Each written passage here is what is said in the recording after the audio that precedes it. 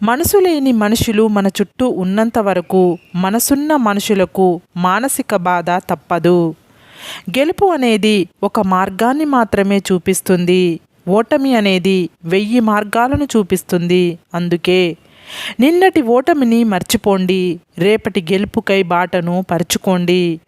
ఒక మార్గం మూసుకుపోయినప్పుడు తప్పకుండా మరో మార్గం తెరిచే ఉంటుంది.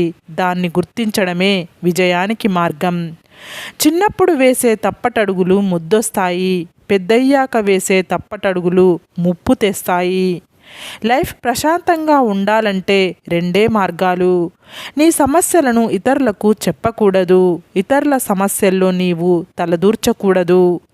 నీవు అనుకున్నది సాధించాలి అంటే ముందు నీపై నీకు నమ్మకం ఉండాలి. కన్నీటి చుక్క కారిస్తే కాదు, చెమట చుక్క చిందిస్తేనే విజయం సాధించగలవు. కోల్పోయినంత మాత్రాన చెడ్డవాడు కాదు, ఇస్తున్నంత మాత్రాన మంచివాడు కాదు. ప్రతి దానిని నడిపించే కారణం ఒకటుంటుంది.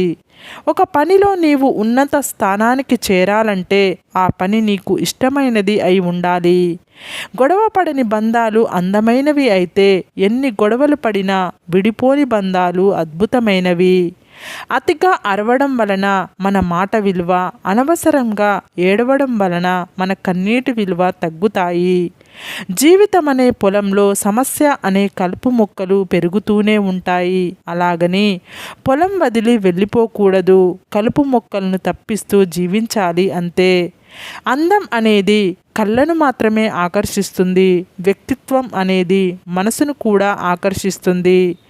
బలవంతుడు కొట్టే దెబ్బను అయినా తట్టుకొని నిలబడగలమేమో కానీ నమ్మినవాడు కొట్టే దెబ్బను తట్టుకొని నిలబడలేము.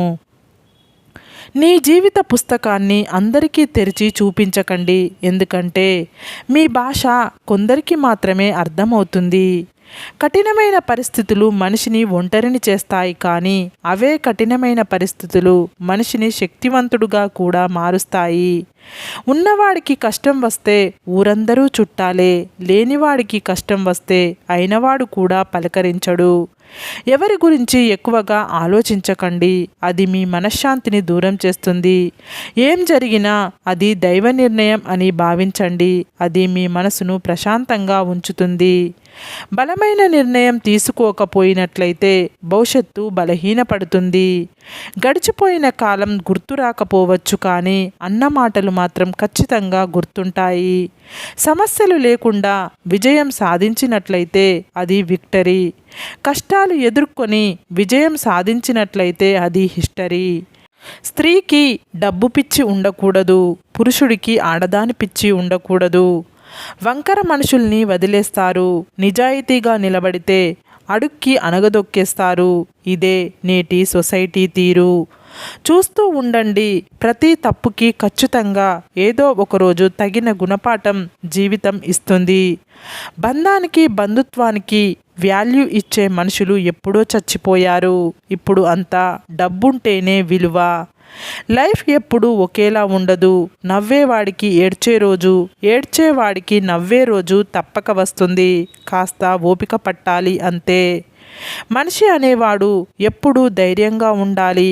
కష్టమైన సంతోషమైన నవ్వుతూ ఉండాలి. అప్పుడే జీవితం అంటే భయం ఉండదు, భవిష్యత్తు అంటే బాధ ఉండదు. సంపాదించే తెలివి ఉన్నవాడు పోగొట్టుకున్న దాని గురించి ఆలోచించడు. గెలిచే దమ్మున్నోడు ఓటమి గురించి బాధపడడు. వినే ఓపిక లేని వాళ్ళు ఎప్పటికీ అజ్ఞానిగానే మిగిలిపోతారు. చెప్పే ధైర్యం లేని వాళ్ళు ఎప్పటికీ పిరికివాళ్ళగానే మిగిలిపోతారు. మీరు దురదృష్టానికి ఎప్పుడూ ఇతరులను నిందించకండి, ఎందుకంటే వారు చదరంగంలో కేవలం పావులు మాత్రమే. మరణమే మీ ఎదురుగా ఉన్న మీ శత్రువు ముందు ఏడవకండి, ఎందుకంటే మీ శత్రువుకు కావాల్సింది మీ మరణం కాదు, మీ భయం మాత్రమే. ఒకరి వ్యక్తిత్వాన్ని వేలెత్తి చూపే అధికారం ఎవరికీ లేదు. ఒకరిని నిందించే ముందు నాకా అర్హత ఉందా లేదా అని నిన్ను నువ్వు ప్రశ్నించుకో. విజేత ఎప్పుడు విజయాలతో నిర్మింపబడడు, తన విశ్వాసాన్ని నిరంతరం నిలబెట్టుకోవడం ద్వారా తయారవుతాడు. సహనం అంటే దండించే అధికారం ఉన్నప్పటికీ దండించకపోవడం. ప్రేమంటే వదిలిపెట్టే అవకాశం ఉన్నప్పటికీ వదలకపోవడం. వ్యక్తిత్వం అంటే చెడగొట్టే పరిస్థితులు ఎన్ని ఉన్నప్పటికీ మారకుండా ఉండడం. సంస్కారం మర్చిపోయి ప్రవర్తిస్తే మీ పరువు పోతుంది.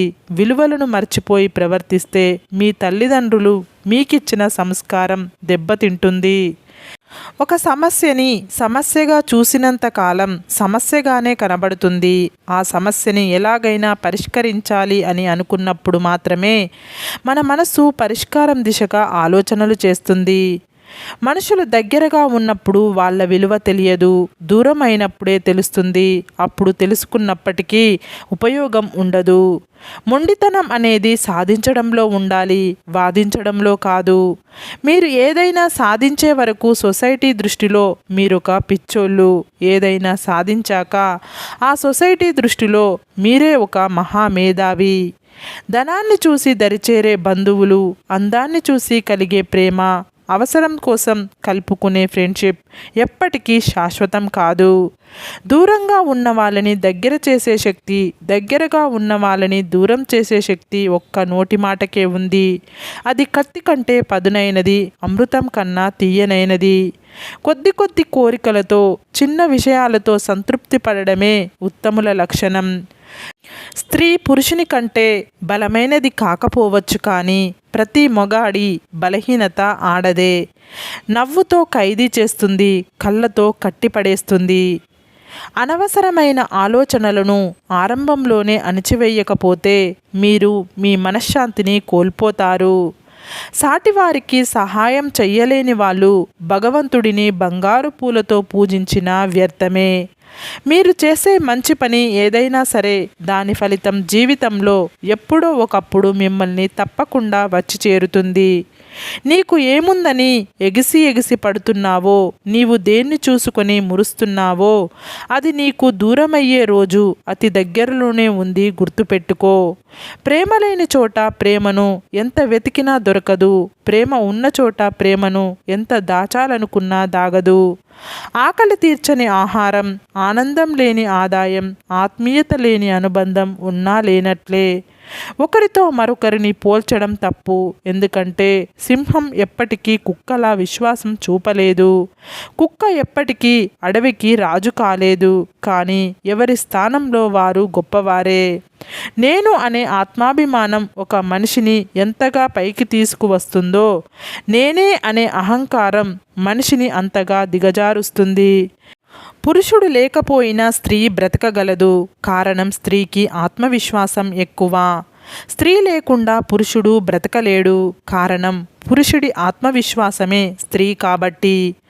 ఎదుటివారు నీ గురించి కావాలని కల్పించి మాట్లాడే చెడు నీ పాదాలకు అంటిన దుమ్ము లాంటిది. దులుపుకుపోవాలి కానీ నుదుటికి రాసుకోకూడదు.